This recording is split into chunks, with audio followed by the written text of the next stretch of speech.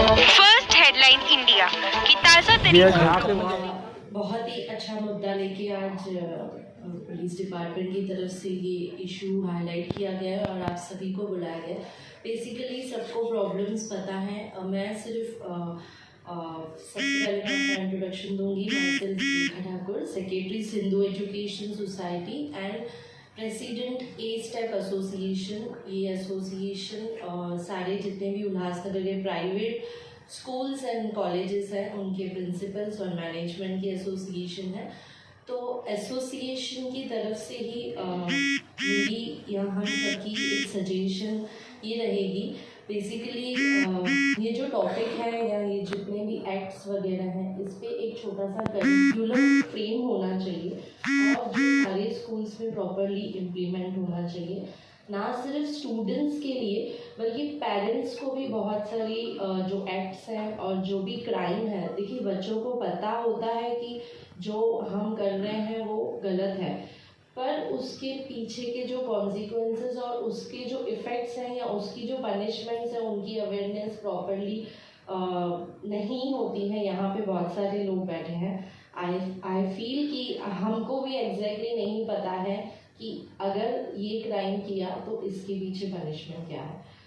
Cover हो और वो अवेयरनेस प्रोग्राम्स क्वार्टरली बेसिस पे नो डाउट टीचर्स तो ट्रेन करें ही स्कूल के बच्चों को, बट पुलिस डिपार्टमेंट के लोग आके भी क्वार्टरली ऐसे सेशंस लें और ऐसे सेशंस पेरेंट्स के लिए भी होने चाहिए, ना सिर्फ स्टूडेंट्स के लिए। Thank you so much. Management members,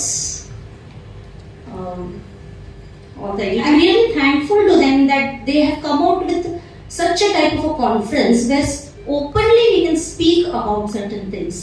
Definitely the issues which are raised today here are something which we really should think about it, because we together, the police department and the education department, are the pillars of the nation. What we together can do, because today's condition of the society, today's parents, if we see, they are, I can say, not least bothered. They are not doing it purposely, but because of the earning money, the way they are taking care of the children. I am also a parent. All the people sitting here are also the parents, but we today are in the fast moving era. And we are only thinking about how we can grab money, how we can earn, not for ourselves but for our children. And in that phase, what we forget is the culture, the values, the principles, what we should give to the students. And what happens in this is that the parents, though the child is only there for 5 hours in our school with us, they think that most of the culture, most of the values, most of the principles should come from the school side, from the teachers. And we expect that, the society expect that, discipline has to be maintained only by the police department. It is not our, it is not my duty. That is what we said. So what I feel is that today's session is really wonderful. Yes, I am also facing a lot of problems. First of all, I would like to introduce myself. My name Ragini Telam, and I am principal of Blooming Buds High School and Presidency College of Science and Commerce, Richardwadi. The thing I would like to tell you is that around my school, the area we are having is not that good locality, and we see many a times, you can't say gangsters or like that, but certain type of people, they gather and they come. नंतर या ठिकाणी असलेले पत्रकार बंधू भगिनी, आमचे मुख्याध्यापक, त्यानंतर संस्थेचे पदाधिकारी, संचालक मंडळ, या सर्वांचे मनपूर्वक अभिनंदन करतो सर्वप्रथम. आणि आजचा जो विषय या ठिकाणी सर्वात महत्त्वाचा म्हणजे चर्चेचा, तर सायबर गुन्हेगारी कशा पद्धतीची घडते थोडक्यात सांगायचं तर या ठिकाणी समाजाचे 2 घटक आज एकत्र आलेले आहेत. हा खूप मोठा दुग्ध शर्करा आयोग आहे. एक म्हणजे भविष्य घडविणारा आणि त्या भविष्य घडविणाऱ्या व्यक्तीचं रक्षण करणारा, असे 2 घटक एकत्र आलेले. त्याबद्दल सर्वप्रथम आपण सगळ्यांनी हा योगावे, त्यांच्यासाठी सगळ्यांनी एकदा जोरात टाळ्या वाजवा. कुमार चव्हाण, दैनिक पुढारीचा पत्रकार आणि उल्हासनगरमध्ये स्वानंद न्यूज चालतं त्याचा चालक. आजचा हा जो कार्यक्रम आहे हा खूप उत्तम रीतीने आणि शॉर्ट पिरियड मध्ये आयोजित केलेला आहे. पोलिसांनी, कारण आम्हाला जशी माहिती भेटली तशी तुम्हालाही भेटली असेल की असा एक कार्यक्रम आयोजित केलेला आहे. पण हा कार्यक्रम आयोजित करण्यामागे एक काहीतरी पोलिसांचा दृष्टिकोन आहे. म्हणजे त्यांची तुमच्याकडनं अपेक्षा आहे आणि तुमची त्यांच्याकडनं अपेक्षा आहे. आणि ह्या अपेक्षेचा जेव्हा भंग होतो तेव्हा घटना घडते आणि आम्ही बातमी करतो. पहिले हे लक्षात घ्या, तोपर्यंत आम्ही कोणतीही बातमी करत नाही. आता सांगायचं म्हणजे तुमच्या समोर जेव्हा मी व्यक्त होतो तर तुम्हाला काही घटना सांगेल, म्हणजे तुम्हाला कळतील की या घटनांमध्ये कुठे इश्यूज कसे क्रिएट झाले. म्हणजे आता एक घटना 1-2 हप्त्यांपूर्वी झालेली आहे. आता बडगुजर सर होते त्यांच्या महाविद्यालयाच्या मागच्या बाजूला एक गणिताचा तास संपून एक विद्यार्थी मागे जातो, त्याला काही मुलं पकडतात.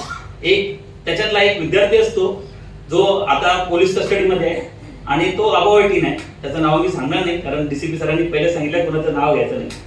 तर तिथे प्रकार असा घडतो की नाही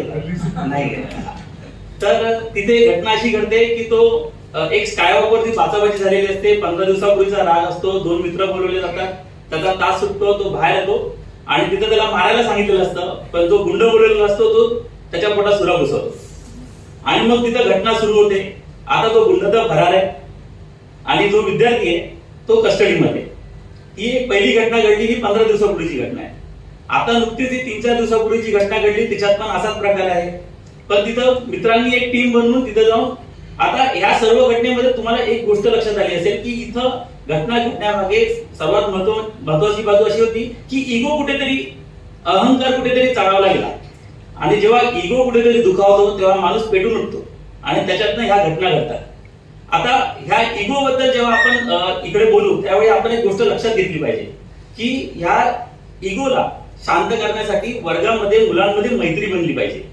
आता होतंय काय की वर्गामध्ये आपण स्ट्रिक्ट राहतो, त्याच्यामुळे वर्गामध्ये विद्यार्थ्यांमध्ये मैत्री बनत नाही. मैत्री कोणाशी बनते तर गेटच्या बाहेरच्या गुंडाशी. तर ह्याच्यामध्ये तुम्ही असे कार्यक्रम काहीतरी आयोजित केले पाहिजेत की मुलांमध्ये मैत्री क्रिएट झाली पाहिजे. आता एक मैत्री असते की लास्ट बेंचर्स आणि फर्स्ट बेंचर्स आणि बिचारे कोणातच नसतात ते मिडल बेंचर्स, अशी एक मैत्री तिथे क्रिएट होते. पण ही मैत्री काही कामाची नाही. संपूर्ण वर्गामध्ये एकता असली पाहिजे. ती एकता कुठे दिसत नाही. आता होतं काय की शाळेतली एखादी मुलगी असते, तिला बाहेरचे कोणतरी येतात त्रास द्यायला आणि मग कुठेतरी त्याच वर्गातली काही मुलं ते कॅप्चर करतात आणि गेटच्या बाहेर उभे राहून चपोरीगिरी करतात. My name is Bharat Badgujar from RKT College, Ulhasnagar East. हमारे महाविद्यालय में और बाकी जगह भी आमतौर पर किसी न किसी गलती में जब बच्चे पाए जाते हैं तो हम उनको बोलते हैं कि भैया पेरेंट्स को बुला के लेके आए. बच्चा किसी भी हद तक जाने को तैयार होता है लेकिन पेरेंट्स नहीं बुलाता है. अभी एक हफ्ता पहले एक लड़के को हमने किसी इसने पकड़ा.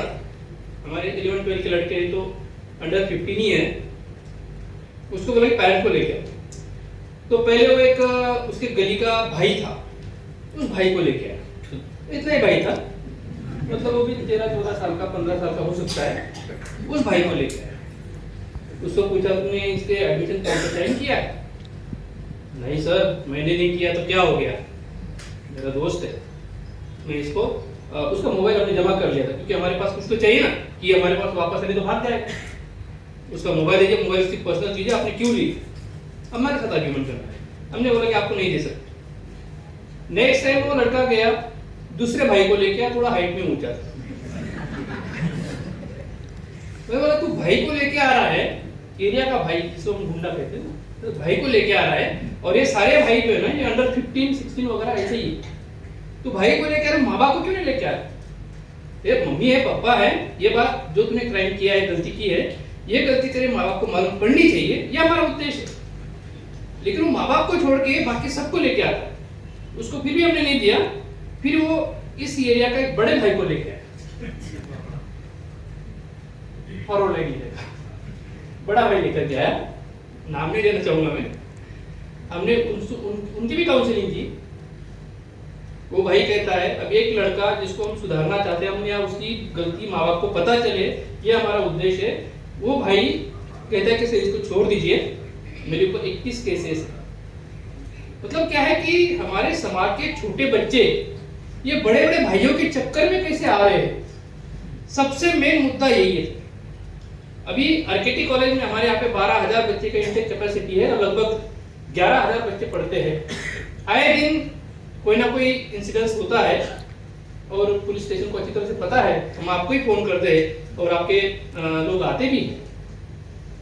इसमें खास करके ये भाई लोगों का इन्वॉल्वमेंट ज्यादा हो रहा है, कुछ भी हो जाए। इसके ऊपर एक सोल्यूशन मैं थोड़ा दे सकता हूँ कि अभी कॉलेजेस में जो गॅदरिंग कल्चरल इव्हेंट्स वगैरह हो रहे हैं सर, इसमें स्पेसिफिकली अशी बुलिंग करायला, तुम्हाला हॅरेसमेंट करायला स्टार्ट करून देते. मग तुमच्या फॅमिली किंवा रिलेटिव्हजना न्यूज फोटो जातील तुमचे कट केलेले किंवा काही काही अजून एक वेगळे वेगळे एक्झाम्पल्स आहेत. तर ते लोक असे टॉर्चर करायला स्टार्ट करून देतात. मग त्याच्यानंतर तुमचे फेसबुक अकाउंट्स असतील किंवा हे असतील, ते लोक फेक फेसबुक अकाउंट्स खोलतील तुमच्याच नावाने आणि त्याच्यावर पण अपलोड करत येतील. म्हणजे तुम्हाला ते टॉर्चर करतील जोपर्यंत तुम्ही लोन अमाऊंट देत नाही. लोन अमाऊंट दिल्यानंतर पण जे काही ते लोक अमाऊंट मागतात आहे एक्स्ट्रा, जी इलिगल आहे, ते पण तुम्ही प्रोव्हाइड नाही करत तोपर्यंत ते तुम्हाला धमकी देतच राहतील. कंटिन्यू ते तुमच्याकडनं पैसे मागत राहतील. जोपर्यंत तुम्ही त्यांना पैसे पुरवाल तोपर्यंत ते पैसे मागत राहतील. पुढे हा लोन ऍप्लिकेशन फ्रॉड कळाला सगळ्यांना. म्हणून आता ह्याच्या पुढे कधीही कुठल्याही लिंकवर फेसबुक, ट्विटर किंवा इंस्टाग्राम हे जेन्युइन प्लॅटफॉर्म आहेत, पण ह्याच्यावर सुद्धा मी फ्रॉडस्टर आहे, मी सायबर क्रिमिनल आहे, मी सुद्धा ह्याच्यावर फ्री ऍड चालू शकतो किंवा 100 रुपीज 200 रुपीज देऊन ऍड चालू शकतो. म्हणून हे व्हॉट्सअप लिंक आहे, व्हॉट्सअप पेज आहे. व्हॉट्सअपवर हे खूप लोकांनी बघितलं असेल की लॉटरी, तुम्ही लॉटरी जिंकलात की कौन बनेगा करोडपती मध्ये, तर हे लोक हे असे फेक मेसेजेस हे करतात. तुम्ही लॉटरी जिंकलात, स्कॅन कोड प्रोव्हाइड करतात. स्कॅन कोड प्रोव्हाइड केल्यानंतर तुम्ही स्कॅन केला, ते लोक फोन येतात तिकडून की अशी अशी प्रोसेस करा. ती प्रोसेस केल्यानंतर आपल्याला माहित पडलं पैसे आले ना, पैसे गेले आपल्याकडून. म्हणून कधी असा मेसेज येतो तुम्ही किती फ्रीमध्ये कोणी कोणाला पैसे देत नाही आणि आपण जिंकतही नाही, तर हे मेसेज आपल्याला हे करायचे, इग्नोर करायचे. हे इंस्टाग्राम हे स्टुडंटसाठी आणि चाइल्ड्ससाठी खूप जास्त इम्पॉर्टंट टॉपिक आहे. ह्याच्यामध्ये काय होतं, आता टीनेजर्स आहेत, ते लोक पण इंस्टाग्राम वापरत आहेत आणि आपल्याला माहित पण नाही कोण वापरतं कोण नाही वापरत आपल्या घरी किंवा आपले स्टुडंट्स किंवा आपले फॅमिली मेंबर्स. तर वापरताना काय सायबर क्रिमिनल्स ह्याच्यावर पण असतात जे फेक प्रोफाईल बनवून असतात. फिमेल असतील किंवा मेल असतील. जर फिमेलला अटॅक करायचं असेल तर फिमेलच्या नावाने अकाउंट बनवतील. मेलला अटॅक करायचं असेल तर मेल किंवा फिमेल अट्रॅक्टिव्ह फिमेलचा फोटो अपलोड करून मेलला अटॅक करतील. तर ह्याच्यामध्ये काय करतील ते लोक, पहिले तुम्हाला मेसेज करतील. मेसेज केल्यानंतर ट्रस्ट गेन करतील. एकदा ट्रस्ट गेन झाल्यानंतर एक केस होती मीरा भाईंदरला. तिकडे जे काही टीनेजर्स होते, इकडे टीनेजर्स होते आणि सायबर क्रिमिनलनी 9 फेक अकाउंट्स बनवलेले, 9 फेक अकाउंट्स फिमेलच्या नावाने. आणि मग त्यांनी टीनेजर्स जे होते फिमेल त्यांना अटॅक करायला स्टार्ट केलं. त्यांना मेसेज सेंड केले की हाय हॅलो. पहिले नॉर्मल कन्व्हर्सेशन झाले. जसं कन्व्हर्सेशन पुढे जात गेलं, मग एक फिमेल एक सेम जेंडरचे जेव्हा कन्व्हर्सेशन करतात तेव्हा फ्रँक असतो आपण जरा जास्त. शिक्षक शाळा 24 तासापैकी मुलगा हा 8 ते 9 तास किंवा 7 ते 8 तास शाळेमध्ये असतो, बाकी तेवढी घरी असतो. छोट्या मोठ्या गोष्टी आहेत त्यामध्ये की एकदा विद्यार्थी किंवा विद्यार्थिनी जर शाळेमध्ये एक सर लेक्चर घेतात किंवा शिक्षक लेक्चर घेतात, एखादा स्कॉलर विद्यार्थी असतो किंवा तुम्हाला माहिती आहे वर्गात मुलं 45 विद्यार्थी असतात किंवा 50 विद्यार्थी असतात, दररोज मुलाचं फेस रिडिंग असतं. एखादा मुलगा एखाद दिवशी फार असा नर्वस असतो, दुसऱ्या दिवशी तो नर्वस असतो, तिसऱ्या दिवशी तो नर्वस असतो. नेहमी उत्तर देणारा विद्यार्थी आज का शांत आहे हे शिक्षकाच्या लक्षात आलं पाहिजे. तरी विचारलं पाहिजे मला काय झालं, तर तू सांगू शकत नाही, तू लहान आहे, काही गोष्टी अशा इन्सिडेंट्स होऊन जातात, तू सांगू शकत नाही. त्याच वेळी जर आपण विद्यार्थी बोलला तर तुम्हाला तो बोलायला पाहिजे, मॅडम असं असं आहे, सर असं असं झालेलं आहे, तर त्या आपल्या गोष्टी लक्षात द्यायला. त्याचं आपण जर त्याला कधी असं विचारच नाही तर त्याच्या आणखी पुढं काही चुका करत जाईल आणि त्यामध्ये सगळ्या गोष्टी सफर करायला. हा असाच एक कायदा 2012 कायदा आहे. त्याच्यामध्ये जे 18 वर्षाखालील मुलं आहेत, मुलं त्याच्यावर काही लैंगिक अत्याचार होतात. अशा लहान मुलांवर जे अत्याचार होतात त्याला सेक्शन 3 ते 12 पर्यंत पोक्सो कायद्यामध्ये शिक्षा दिलेली आहे. त्याची विविध प्रकारच्या शिक्षा आहेत त्याच्यामध्ये. ह्या आपण एक शिक्षक म्हणजे की हा आम्हाला कायदा कळला पाहिजे, याच्यामध्ये पुस्तक देखील आहे किंवा आपण जर कॉलेजमध्ये लेक्चर्स घेतले किंवा आम्हाला जरी बोललं तर हे पूर्णपणे प्रळ सांगता येईल किंवा या पुस्तकामध्ये देखील दिलेलं आहे. तर की याच्यामध्ये ज्या शिक्षा आहेत त्या हा मुळातच हा नॉन बेलेबल आहे. म्हणजे हा गुन्हा दाखल झाल्यानंतर बेल होत नाही आरोपीला. तो कस्टडीत असतो, पोलीस कस्टडीत असतो, तो जेलमध्ये जातो. त्यानंतर ज्यावेळी ज्यावेळी तो कोर्टात ट्रायल बेस्ड येतो त्याला शिक्षा दिली जाते. आणि सुरक्षित आहे असं स्टेटमेंट वगैरे घेणं, लहान मुलांचं स्टेटमेंट घेणं किंवा पोलीस युनिफॉर्मवर येतात त्याचं स्टेटमेंट घेतात, ते पूर्णपणे आमचे पोलीस अधिकारी सिव्हिल करतात. कुठल्या प्रकारचं नाव डिस्क्लोज होत नाही, त्या शाळेचं नाव डिस्क्लोज होत नाही, त्या मुलाचं नाव डिस्क्लोज होत नाही, तो कुठल्या एरियात राहतो ते देखील डिस्क्लोज होत नाहीये. अशा तरतुदी भरपूर या पोक्सो कायद्यामध्ये सांगितलेल्या आहेत. तर फार महत्वाचा आणि फार चांगला कायदा आहे. तर या ठिकाणी आपण आम्हाला काय करायचंय किंवा आम्ही आमच्या नोकरीपुरतं तेवढंच का बघायचं. आमचा पोलीस एखादा चाललेला काहीतरी घटना घडली त्याला लक्ष नाही दिलं की लोक लगेच म्हणतात की पोलीस चाललेल्या पोलिसांसमोर काहीतरी घडतंय पण तो काय त्यानं काही केलं नाही. सर्वसामान्यांचा राग येतो किंवा नाराजी वाटते. पण त्या पोलिसाचं तो सगळेच पोलीस असं वागतात असं नाही. एका दुसरा असा असतो तो म्हणतो माझी ड्युटी संपली, माझं पोलीस स्टेशनची हद्द नाहीये, मी कशाला त्या ठिकाणी लक्ष देऊ. तसं आपण शिक्षक प्राध्यापक या मंडळीने या विद्यार्थ्यांना घडवायचंय किंवा आपली संस्था ही आपली आहे आणि आपल्या संस्थेसाठी आपल्याला काम करायचंय हे जर धोरण ठेवलं तर त्या ठिकाणी विद्यार्थी आपोआप आपल्याला, कारण आपल्या वर्तनानं आपली इमेज त्या ठिकाणी तयार होते. आणि फक्त सगळ्यांचं संयोजन करणं फार महत्वाचं आहे. आता बऱ्याच जणांनी अडचणी मांडल्या की बाहेर काही गुंड प्रवृत्तीचे मुलं येतात किंवा काही मोबाईल वापरायला देऊ नये. पण मी या मताचं नाहीये की आपण 2 वर्ष करोनामध्ये होतो, सर्वपास बऱ्याच विद्यार्थ्यांनी ज्यांची कुवत नाही अशा लोकांनी सुद्धा आपल्या मुलांना मोबाईल घेऊन दिले. याचा अर्थ सगळेच विद्यार्थी त्या ठिकाणी बिघडले किंवा मोबाईलचा त्यांच्यावर परिणाम झाला असं नाहीये. कारण बरेच त्याच्यामध्ये 50 ते 60% विद्यार्थी असे असतील की त्याच्यावर मोबाईलचा आता सुद्धा अभ्यास मोबाईलवर करतात आणि बऱ्याच दुसऱ्या देशामध्ये सुद्धा ऑनलाईन किंवा इंटरनेटवर सगळं अभ्यासक्रम आहे आणि मुलं त्या ठिकाणी शिकतात. त्यामुळं एखाद्या परिस्थितीला एनकॅश कशी करावी किंवा याला जो पोर्शन आहे त्या विद्यार्थ्यांना आपण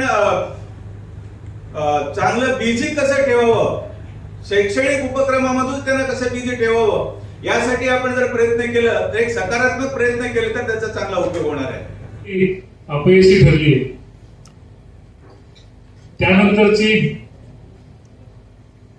जी काही युवा पिढी घडवणारी यंत्रणा आहे शिक्षण व्यवस्था, ती कुठेतरी काहीतरी चुकलंय. त्यानंतर जी समाज व्यवस्था आहे ती गल्ली असेल, शहर असेल, तो समाज असेल, तर काहीतरी कमी पडलंय. म्हणून आमचे 8वीचे 9वीचे मुलं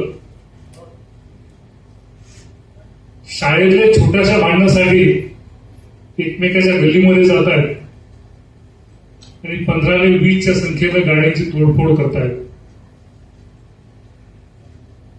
आपल्याच घरामध्ये, मीडियामध्ये, प्रसार माध्यमांमध्ये जे काही वल्गर गोष्टी पाहतायत आणि ते पाहून आपल्या 8वी आणि 9वीची मुलं दुर्दैवानं रेप सारखे गुन्हे करतायत.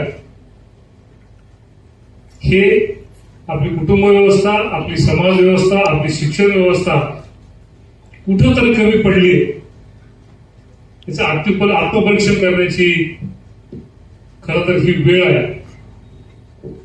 आणि हे आत्मपरीक्षण करण्यासाठी आपल्या एकमेकांच्या ज्या काही उपलब्ध रिसोर्सेस आहेत, मनुष्यबळ आहे, आयडियाज आहेत, त्या एकत्र करून चांगला समाज घडवण्यासाठी, परिस्थिती सुधारण्यासाठी विचार विनिमय करायला आपण सगळे इथे जमलेलो आहोत.